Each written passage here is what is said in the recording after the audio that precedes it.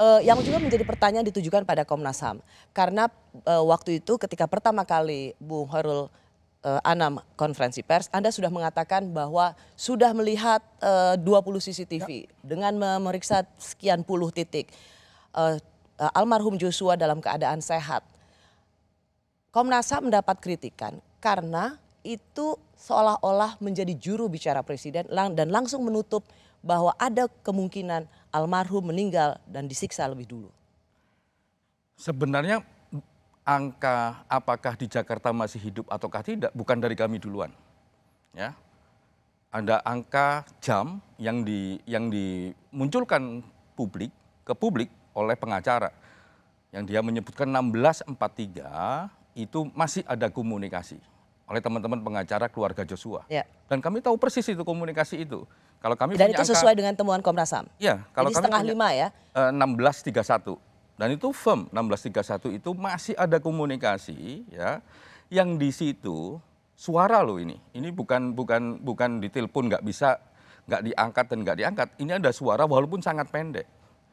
Itu menandakan itu dia masih hidup di 16.31 itu.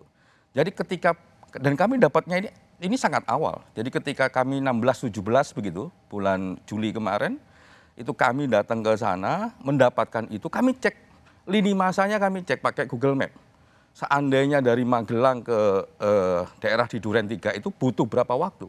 Kami cek, ini 16.31 itu titiknya dia sudah masuk mana? Sebenarnya di situ. Oke, kalau lini masanya, kalau kita bicara timeline, 16.31 masih ada komunikasi, artinya masih dalam keadaan sehat. Oke, tapi kan kemudian dalam kondisi hidup. Dalam kondisi hidup.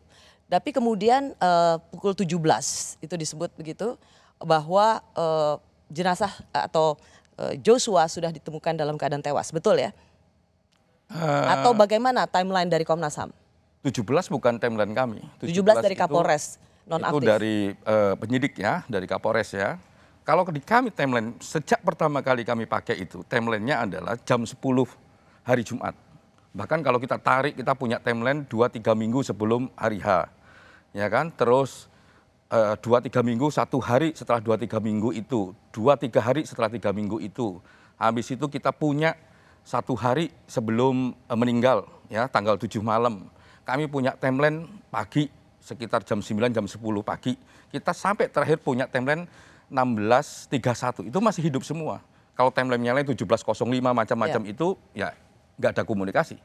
Nah itu timeline kami. Dari timeline itulah kami salah satunya meminta keterangan kepada cyber. Oke. Meminta keterangan kepada digital forensik. Jam berapa dari timeline yang dimiliki oleh Komnas HAM, jam berapa rombongan ini selesai PCR dan menuju ke arah rumah yang disebut untuk isoman atau di mana tempat kejadian perkara? Kalau itu sedang kami sandingkan. Jadi yang pasti 16.31 kami dapatkan dan itu firm dengan sandingan kami, ya. Dengan timeline kami dia ada di daerah Duren 3 ya. Dan hidup. Oke.